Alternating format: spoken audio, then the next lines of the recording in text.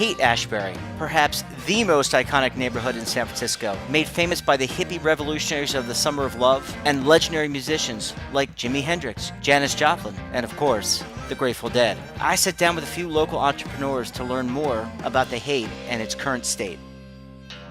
Dave McLean has been referred to by some as the godfather of craft beer in San Francisco. He originally made his pilgrimage here to follow the Grateful Dead and soon found the Haight to be the perfect place to combine his love for music with his passion for brewing. Well, the Haight's had lots of histories, not just one, you know. I mean, it goes back to being a playground for the rest of San Francisco in the 1880s or 90s when the park was first built. This neighborhood's always been kind of a festive neighborhood where people have come. Its most famous era and incarnation was in the 60s when a bunch of hippies were living here and there's a community that formed around them. It's always been changing, but then there's a strangeness to it where the more it changes, the more it kind of stays the same too. What's your history in the area? I know you moved here in '91, but what's your history here? I moved out here from the East Coast largely to see more Grateful Dead shows. At the same time, I ended up also falling in love with beer, with craft beer, and you know the two aren't completely separate. There was an underground lot scene in the parking lots of Dead shows, and there were a lot of really good beers being sold there because they weren't mass-produced beers, and so I really wanted to create things that I hoped would last and ideally outlast me, and that were really of the neighborhood and for the neighborhood, real community. These were really just places that were meant to be true Haight-Ashbury neighborhood places. You know, as an entrepreneur, as a business owner, you're employing dozens of people. You're providing jobs to these people that lived in and around the community. Yeah, absolutely. There's some pressure there. Any mistake you make is not just going to affect you. Did you think of it, the sense of community that exists here in the Haight, Spirit of the Grateful Dead, they had their own ticket agency, own management, they took care of their employees. Did that kind of filter down to how you looked at your employees? To as much of a degree as possible, I tried to walk that talk. We did everything we could, I think, that was available to us at that time. We were early to offer health insurance before it was mandated and things like that. So always trying, not always succeeding, but doing the best we could. Part of your role now, you're collaborating with so many other businesses throughout California. What do you think of some of the challenges in terms of offering retirement benefits for some of these employers? There's been a lot of ebbing and flowing of different businesses, different business operators, and so the only problem is it's just gotten harder to run those kinds of businesses because everything has gotten more expensive. Yeah. It feels like there are a lot of expenses that can't actually be curbed because they're outside of our control. I mean, insurance and just the cost of labor, and then the margins aren't really necessarily that great. Not only is it hard to come up with retirement plans for the staff, it's often almost hard, if not impossible, for the founders to save any money for their own retirements. I can definitely hear the passion as you talk about it, and obviously it's a challenge that needs to be addressed to be able to find a way to offer retirement for people at a cost-effective way, both to the employer and also to the employee. Makes me very happy, and it's kind of an honor to see Alembic go on as Alembic, looking and feeling very, very similar, doing kind of on a similar mission, doing a lot of the same things, and so I feel like it's in really good hands. Dave McLean, thank you so much for joining us. Thanks for having me.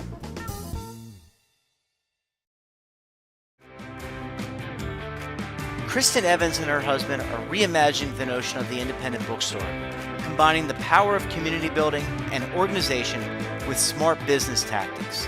She and her employees are creating a model for how small business can still thrive in the face of anonymous online sales. The Booksmith is a legacy bookstore in the Haight-Ashbury. It was founded in 1976, and it has 10 full-time equivalents that are working in the store. Most of them have just come out of high school or college and are working in a bookstore. Sometimes it's their first job. Haight-Ashbury is a destination for tourists from around the world. So we have folks that are visiting us throughout the summer and even throughout the year. We also have local market that is changing with the rise of the technology companies. We're seeing more and more tech professionals move into the city. So we're seeing a lot of disruption to our long-term customer base.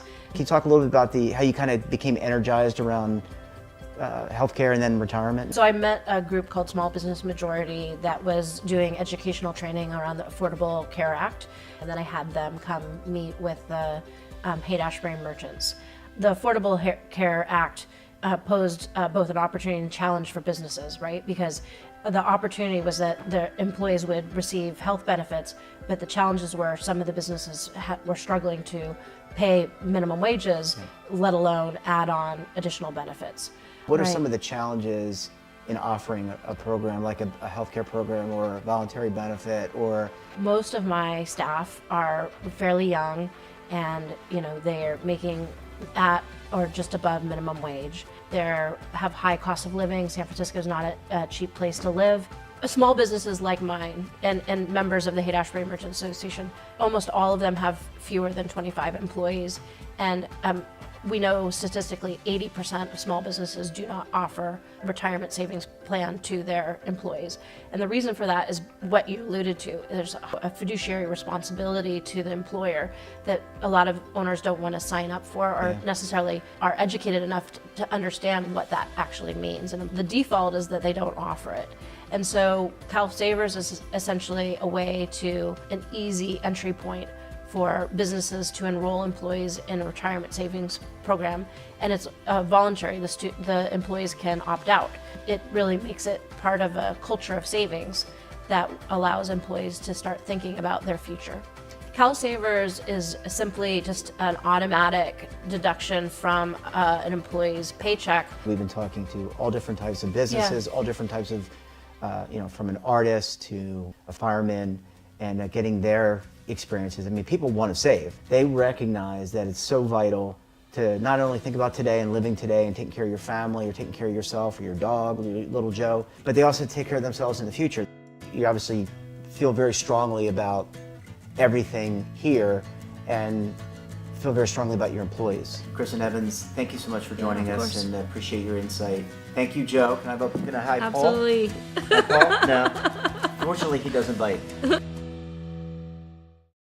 Kristen was very passionate about retirement, and I wanted to hear from one of her employees, Camden, about what he thought about retirement and saving. You've been at the Booksmith for about how long? For 9 years. I graduated with, fancy degree in English Lit right around the time the market imploded. Got into book selling at the time because it was what was available, what made sense, and have since found out that it's a great career. It works for me. I love it. San Francisco is a place where there's so many different things going on that you can kind of plug into whatever your moment is, your scene is at any given time. What's it like working on Haight-Ashbury? There's so much history. Oh, it's wild. Here. Yeah, no, it's crazy. And this is definitely one of the pockets in the city where the past is very much alive and present. It's kooky. It's kind of like a circus. How did the experience of 2008 frame your thoughts about investing and the financial world? Apart from the fact that moment stripped a lot of financial opportunity off the table for people my age, but just sort of reiterated the importance of having some leverage into long-term stability and long-term financial health. It's striking when you see your older generation like losing houses, losing jobs, like their careers derailed, and not really like anything they can do about it. Let's fast forward into 2018. You're the manager now of a group of employees. What does that mean to you in terms of the business that you're in and you personally and as a manager? Everyone knows that saving's easier when it becomes habitual, right? It just gets the ball rolling and gives people a little bit of starting momentum. Cal Savers would be a way for the people that I work with to build a career and not give up any kind of financial security. This kind of provides a buoy, a lifeboat in a way for them to stabilize, get their feet set. Camden, thanks for sharing. Business owners and their employees value something unique in the Haight. They enjoy preserving the storied history of its bohemian past while being resourceful to weather the economic ebbs and flows of tourism. Today, as supersized brands crowd our attention with click-of-the-button conveniences, it's encouraging to see the nonconformist, creative businesses and individuals can still survive on Love in the Haight.